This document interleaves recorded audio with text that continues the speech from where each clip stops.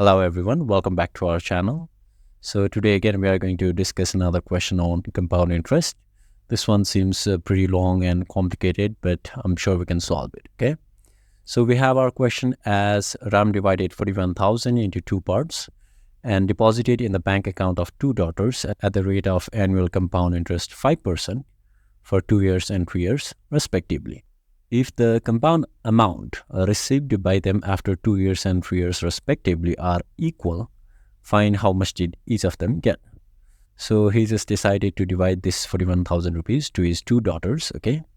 And then after 2 years and 3 years, if both of them get equal compound amount, then we need to find how much did they actually get.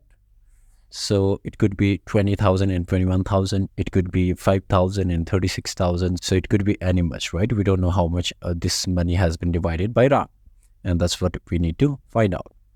But the interesting thing here, which is given in our question, is the compound amount that they receive after 2 and 3 years are equal. So no matter how much he divided this money into his two daughters, after 2 years and 3 years, the amount that they're going to receive from the bank is going to be equal. So first, let's assume these daughters as daughter 1 and daughter 2, okay? So we have our daughter 1 over here, and let's say our daughter 2 is over here. So what Ram has done is he has divided this 41,000 rupees into two parts, and we don't know how much each of his daughters got, right? So we are going to assume this daughter 1, right, got Rs X rupees in her bank account. Then automatically this daughter 2 got the remaining money, right? So it's going to be Rs 41,000 minus X rupees, right? So the total money was 41,000. If daughter 1 got X, then the remaining money 41,000 minus X is in daughter 2's bank account. And we know that the rate of interest for both cases is 5%. So let's write that down. Here as well, it's 5%. And then the time period for daughter 1 is, let's assume it as 2 years. And for daughter 2 is T2 equals to 3 years. Now, the most important thing of this question is this second sentence, okay? The compound amount received by them after 2 years and 3 years respectively are equal. So if our daughter 1, let's say, got compound amount 1 at the end of 2 years, and our daughter 2 got compound amount 2 at the end of 3 years, right? These two compound amounts are equal, okay? This is given in our question. The compound amount received by them after 2 years and 3 years are equal. So this is the most important thing, okay? And this will be the main key in solving our question. Now, what we are going to do is we are going to try to find this compound amount 1 and compound amount 2 separately. And then we are going to make them equal and we'll be able to find the value of X. So first, let's just find the value of CA1. We know that the formula of compound amount is P bracket 1 plus R divided by 100 power T. I'm just putting 1, 1, 1, okay, for our daughter 1. And we know that the principal for our daughter 1 is X bracket 1 plus our R is 5 divided by 100 bracket close. Our time period is 2. Now, when we solve this, we get X bracket 1 plus 5 by 100 is 0.05 whole square equals to, we again have our X bracket, this is going to be 1.05 whole square equals to 1.05 whole square is 1.1025 X. So this is our compound amount 1.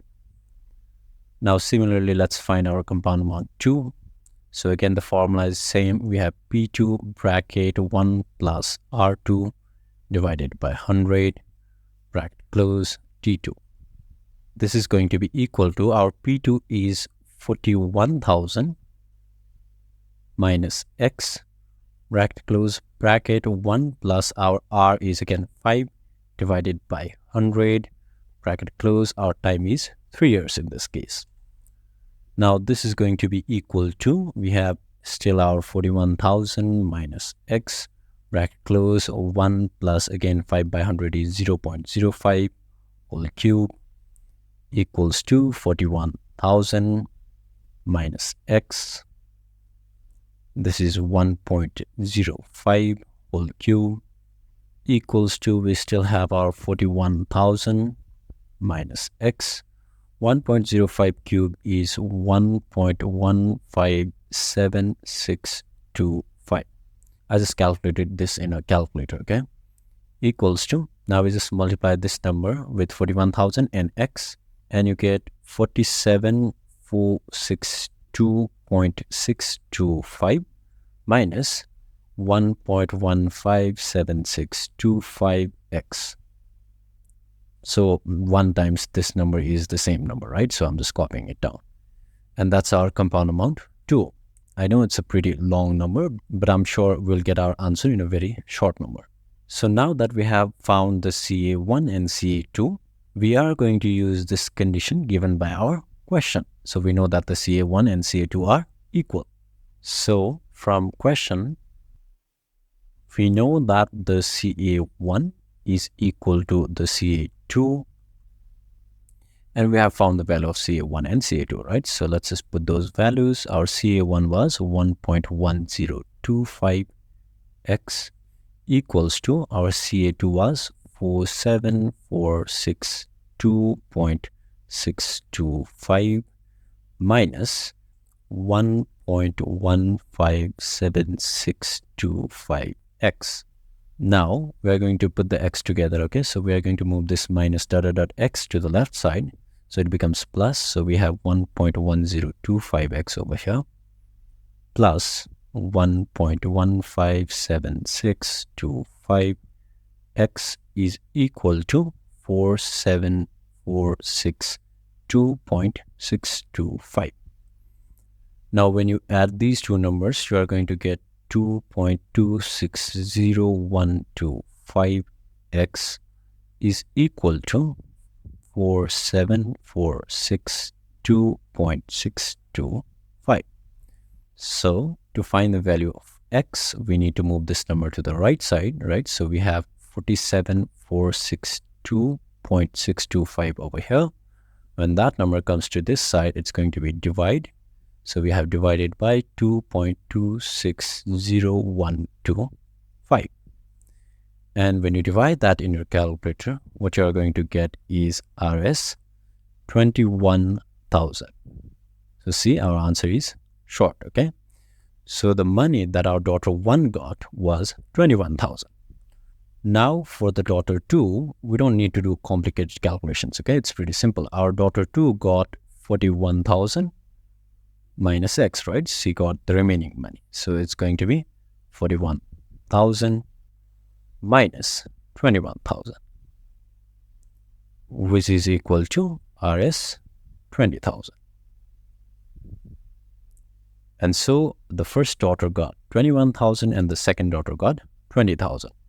And if you divide the 41,000 in this way, both of them are going to get equal compound amount after 2 years and 3 years respectively.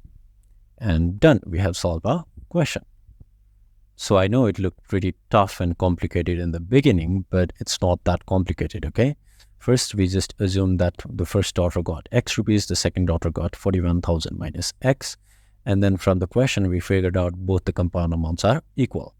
After that, we just calculate both the compound amounts and made them equal from the question, right? And we got the value of our x. And for the second daughter, we just subtracted that x from 41,000 and got our answer. So in this way, we can easily solve this type of question. So if you enjoyed our video, please give us a thumbs up and subscribe to our channel for future maths videos. Thank you.